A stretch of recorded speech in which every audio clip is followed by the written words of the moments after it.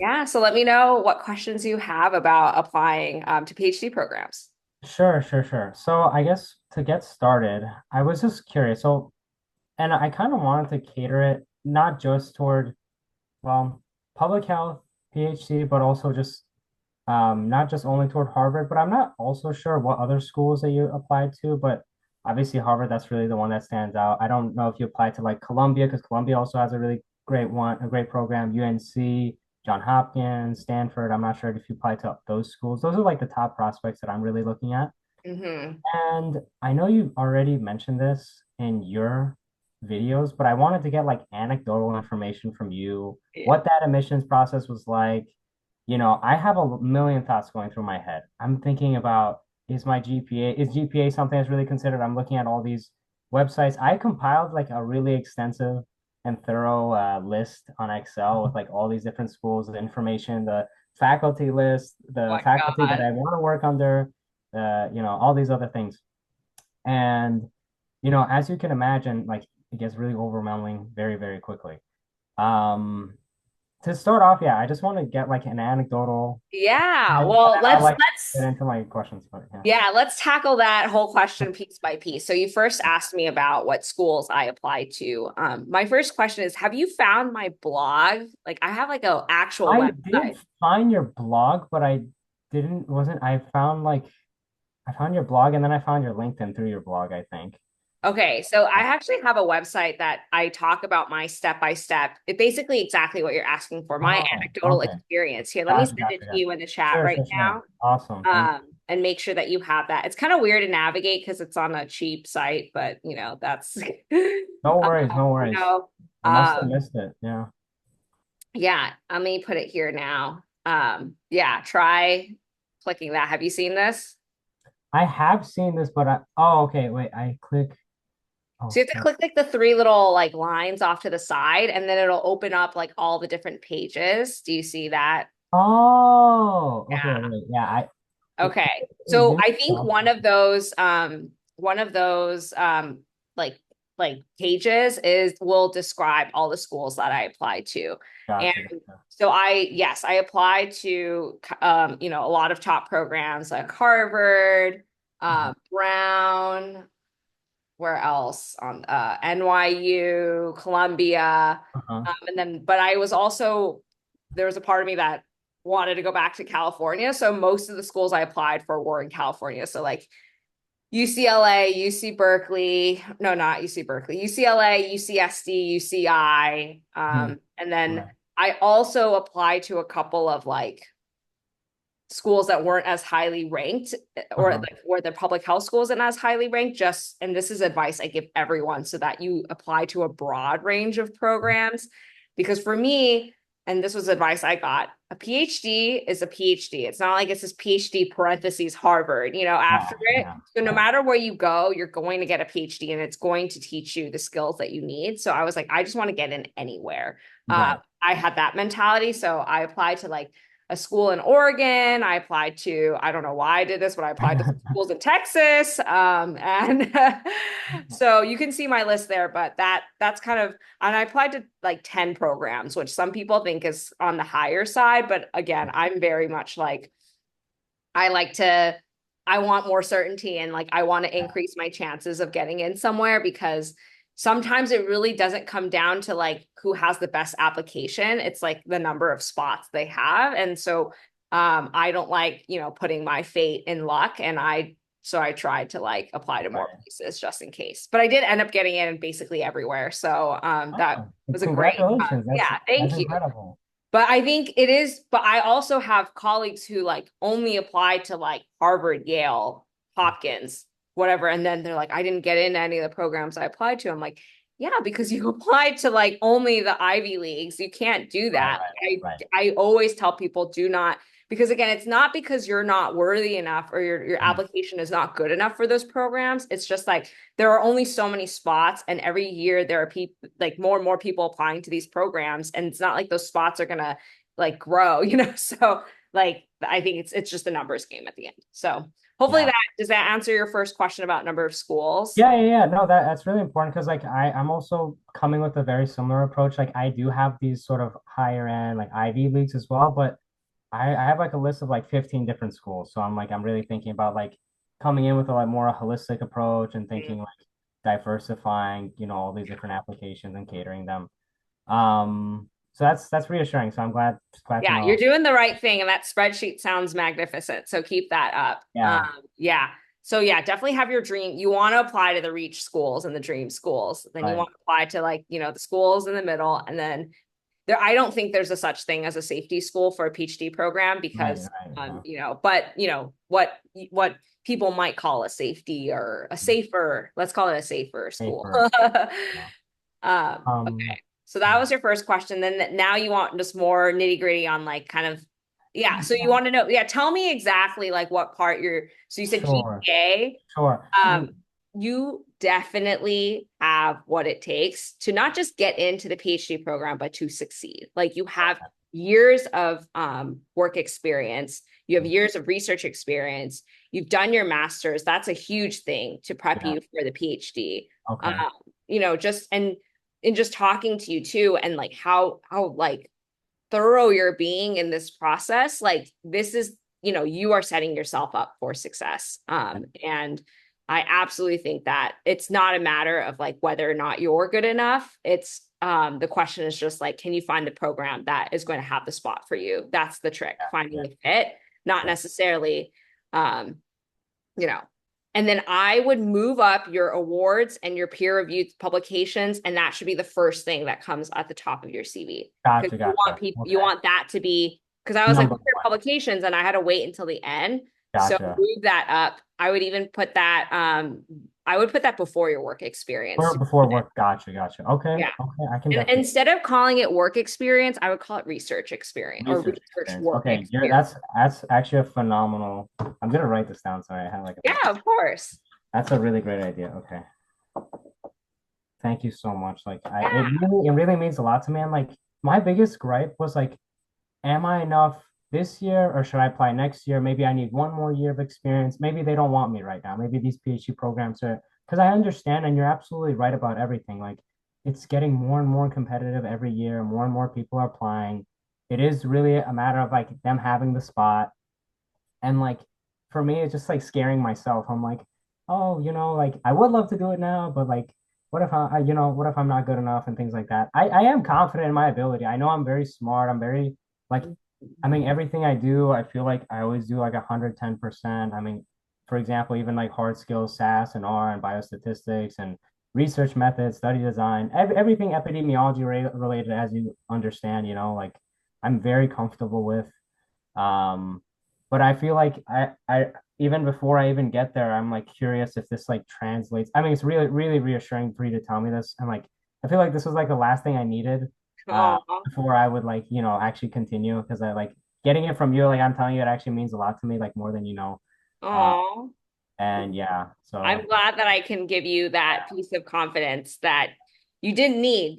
But I'm glad that I could provide that. yeah, yeah, No, I mean you've got it. Like you have a great CV, honestly. I can even send you my CV that I used when I was applying. It looks like it's pretty. It's yeah, it's I yeah, only had like a summer of like real intense research experience before applying. And I was also in the same boat of like, do I apply or like do I wait a year? And I even asked my mentor at the time, and she looked at me. She's like, I mean, there is a benefit in you waiting a year, but then you lose that momentum, like because I've right, done this before where one gap year turns into two, and then it's like, then you start.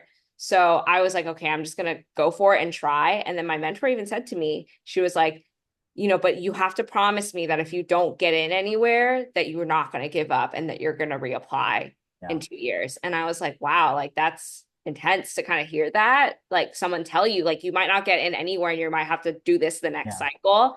And I think that's the thing is like, I'm scared, like we're afraid of failure, like it's hard and like it is, but I've talked to students who like, and I'm not saying this is going to be you, but there are students who do reapply a second cycle and they get into their dream school. So like, whether, but again, not I think you have a great chance of getting in somewhere. I think for you, it's going to be applying to the right, breadth of schools, and then also crafting your personal statement and making that stand out, because I think that is the most important part of your application. So, um, yeah.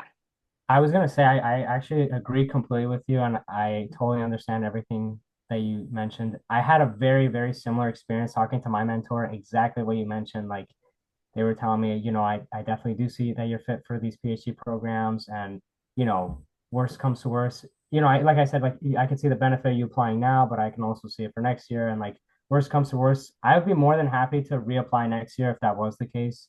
Because I mean, I am passionate about getting my PhD. I really, really do want to pursue it.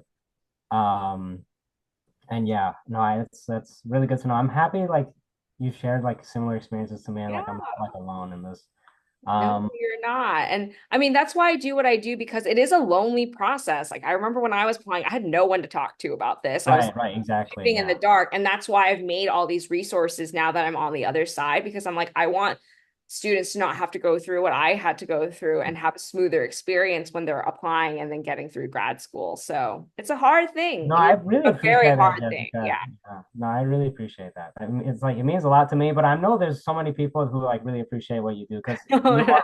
Like, I think, yeah, that your reach is like bigger, but then but Oh, um, thanks.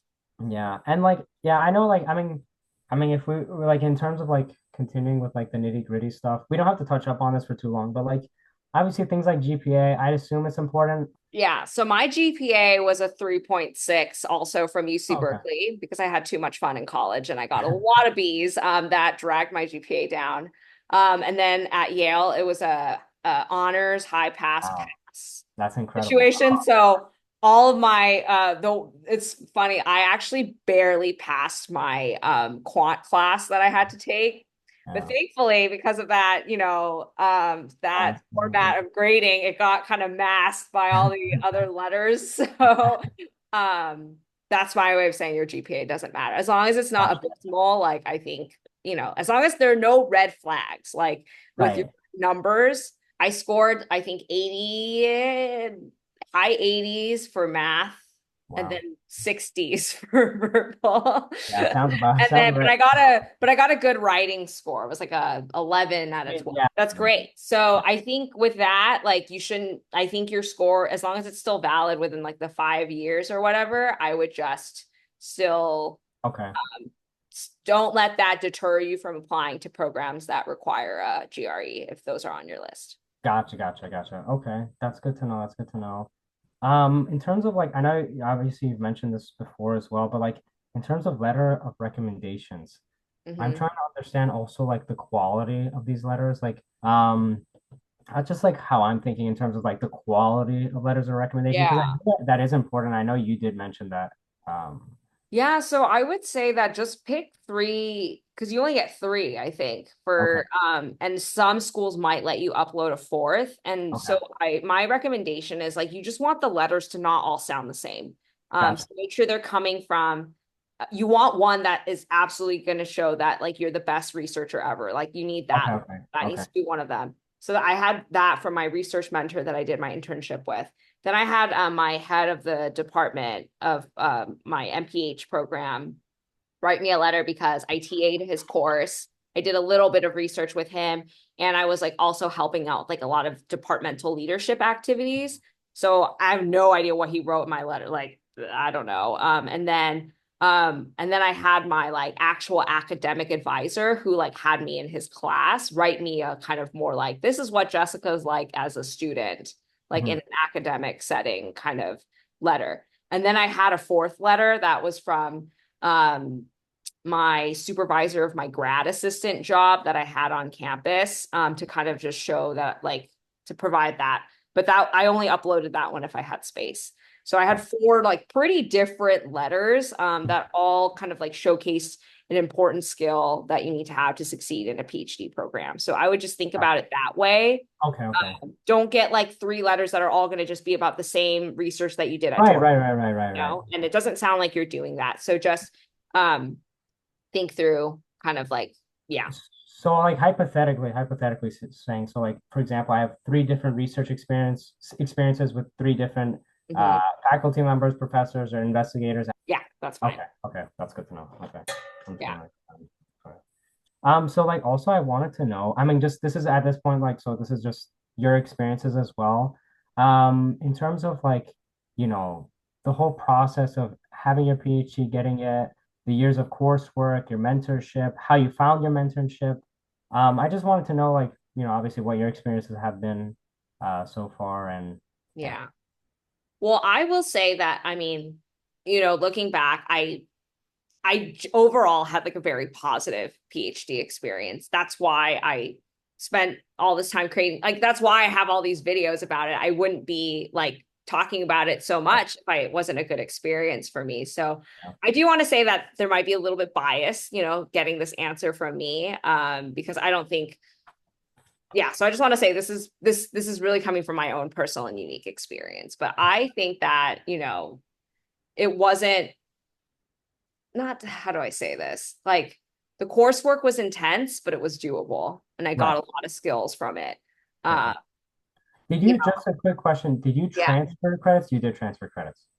No, so I had to retake almost all of my classes, Oh, and that's going to be the case because unless you do your PhD at the same place you did your master's, they're going to want you to take their version of all their courses. gotcha. So That makes I literally was like sitting and taking epidemiology for the fourth sense freaking for the fourth time. And time. I was like, all right, like, but it's still hard because I have to like relearn it in this way.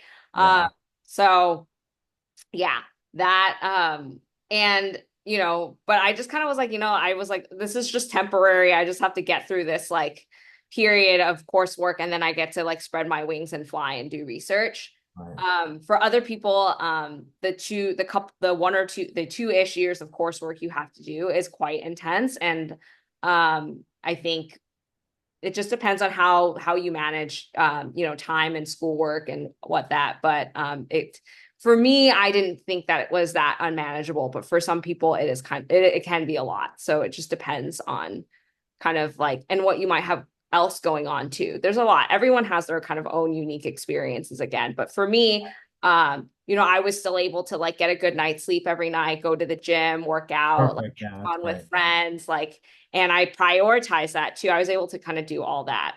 Right. I also had COVID happen in the middle of my Yeah. PhD. Yeah. But honestly, like, I thrive in the work from home, like wake up in your pajamas and just like Yeah. build Do your it. own schedule. Like, I was like churning out publications like as a That's grad student incredible. then. Wow. So that ended up being like a okay experience for me. And like I went home and was with my parents, helping them out with stuff during COVID. Yeah, so it worked out well for me.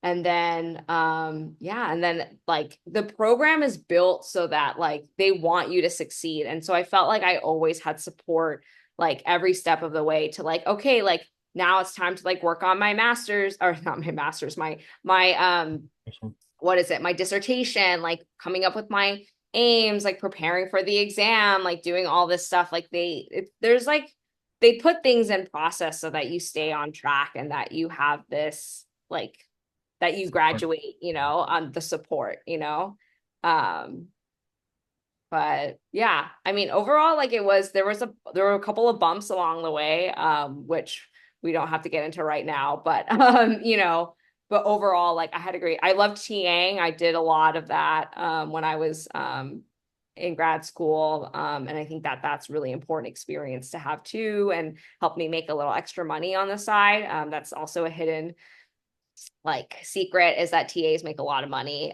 especially at private schools. So if you end up at a private school, that can also be a way to help supplement your stipend.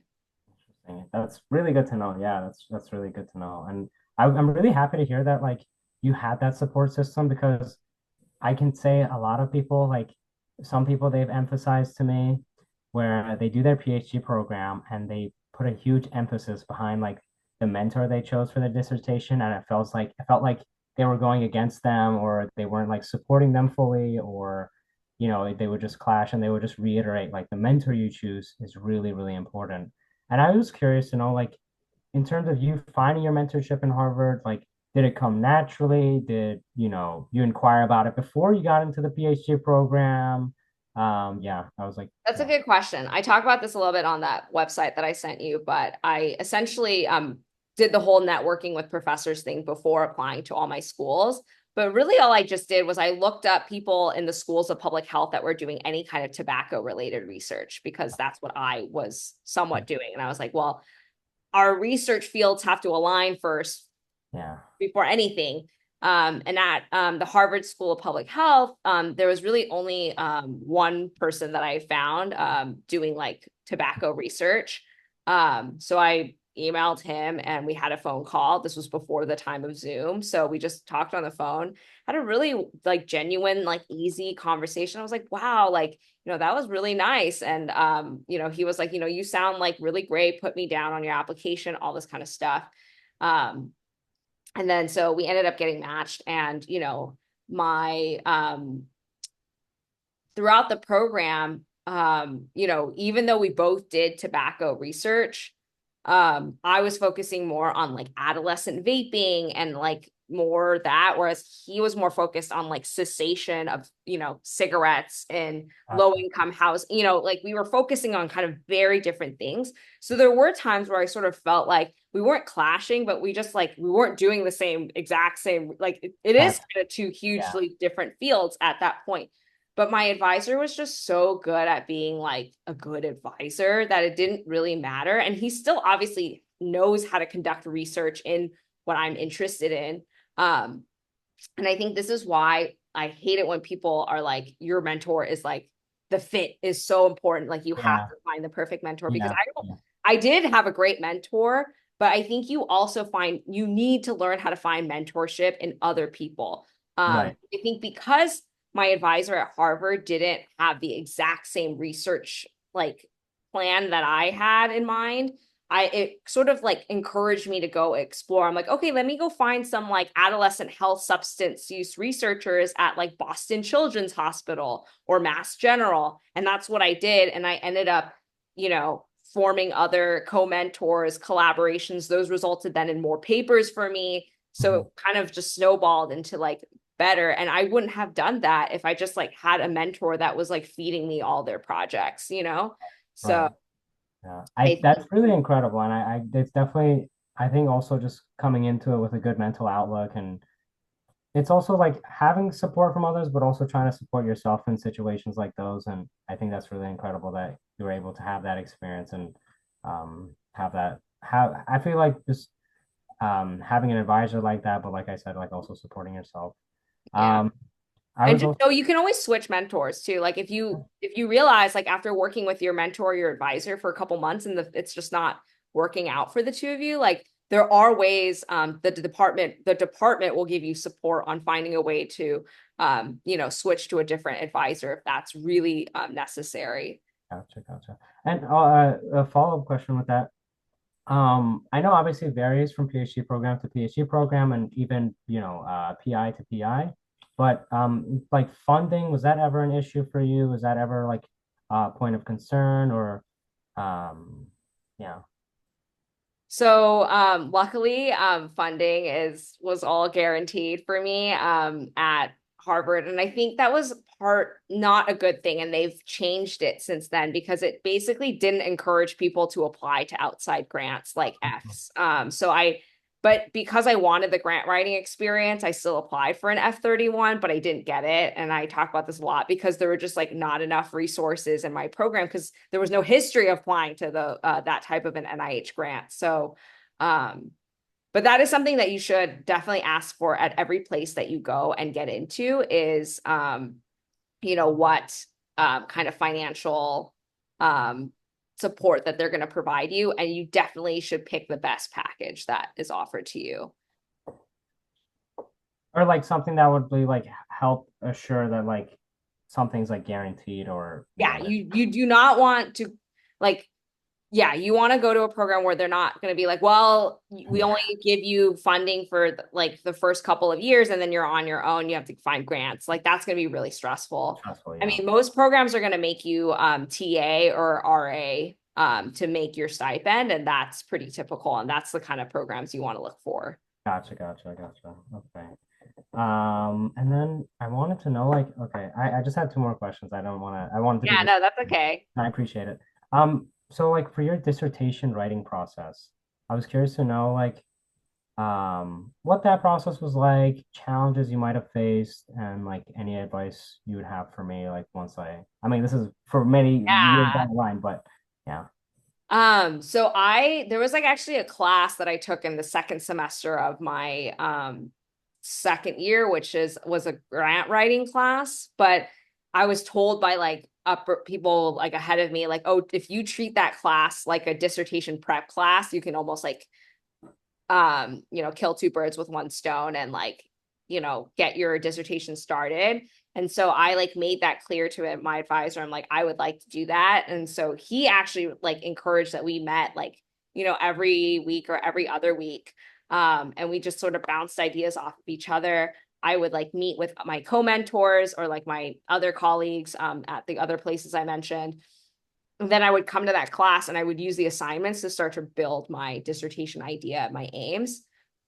So by the time that class was over, I basically like figured out what I wanted, my three dissertation studies, what they were going to be. yeah, Um, and I had some classmates who did not do that and they were still fine, but they just had to basically start that process like all over again, like after the course was over.